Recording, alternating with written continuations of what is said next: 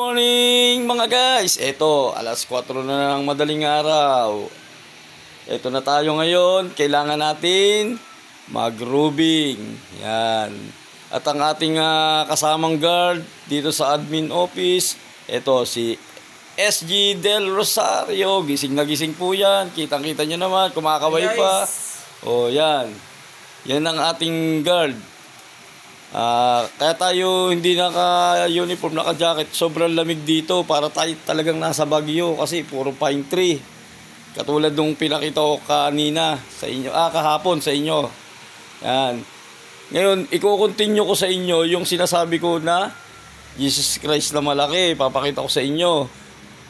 Habang tayo magro-roofing tayo para makita ninyo yung area. Medyo madilim kasi nga nagtitipid ng konti sa bayarin sa kuryente, kaya ito medyo madilim tayo. Yan. Magro-roofing tayo papunta doon sa sinasabi ko sa inyong malaking Jesus Christ dito sa gitna ng kalsada. Mismong nasa sentro siya ng kalsada. Ayan. Medyo alam nyo na madilim, pero kailangan natin na mag-roofing. Ikutin natin tong kabuuan ng sementeryo. Pakita ko sa inyo yung mga area. Yan mga guys, hindi nyo ako nakikita pero nagsasalita ako para sa inyo. Lalapit tayo dito sa may statue na ni Jesus Christ. Napakagandang tingnan yan. Nasa sentro siya ng gitna ng karsada. O yan mga guys, kita nyo ha. O yan. Habang naglalakad ako, papakita ko sa inyo yung mga area. Yan. Kita nyo naman. Ayan.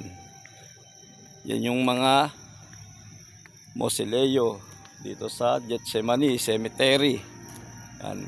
Ito po ay private cemetery, hindi po ito public. Kaya po medyo malinis, maganda tingnan. Habang naglalakad tayo, malapit na tayo kay Jesus Christ statue. Yan, makikita nyo siya, ang laki. Ito yung ating nirurubingan. Kaya mga guys, masabi ko lang sa mga gwardiya, sa mga ka-5-9 ko, na sana lagi tayong alert. Kailangan natin na mag-roofing para makita natin yung mga area ba, yung mga post of entry ng mga kawatan na tinatawag. Pero dito naman, sementeryo, siguro matatakot sila rito kasi sementeryo. Sabi nga, eto na, malapit na tayo, eto na tayo. O mga guys, eto yung sinasabi ko sa inyong statue ni Jesus Christ. Tingnan nyo naman, ang laki. O, di ba? Yan, kitang-kita nyo. Ang laki ng statue ni Jesus Christ. O, napakagandang tingnan. Akala mo, nasa ibang bansa ka kasi ang laki ng statue. O, tingnan nyo naman ang mga paligid. O, yan o, tingnan nyo. O, puro pine tree. Kaya lang di natin kita. Medyo kulang yung ilaw. O, yan. Kita nyo naman ha. Ito po ay Gethsemani Cemetery. Dito sa Sumulong Highway. Yan. O mga guys, kita nyo naman ha. O, pinakita ko na sa inyo. Yan. Ang mga area na aking nirurubingan, ayan. Tignan nyo naman ha guys, ikot ko yung camera ha. Kayo na ang umusga. Dahil tayo, sanay na tayo rito.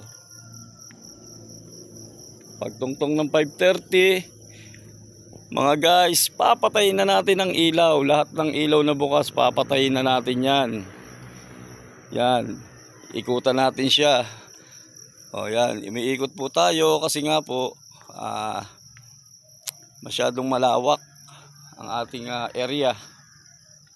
O, meron po tayo dyan na tinatawag na phase 1, phase 2, phase 3, phase 4, phase 5 hanggang phase 7 po ito. Kaya ang laki po. Isa lang po ako nagro-roofing. Yan. O, balik na po tayo doon sa admin. Pinakita ko lang po sa inyo yung statue. Yan, mga guys ha, please follow and share paki-likes na rin para naman na dumami yung aking followers. At pag ako'y kumita rito sa vlog ko, ibabahagi natin yan dun sa mga nakikita natin na mga batang paggalagala dyan, yung mga nanghihingi ng tulong, ibabahagi natin yan. Okay mga guys, salamat at good morning sa inyong lahat.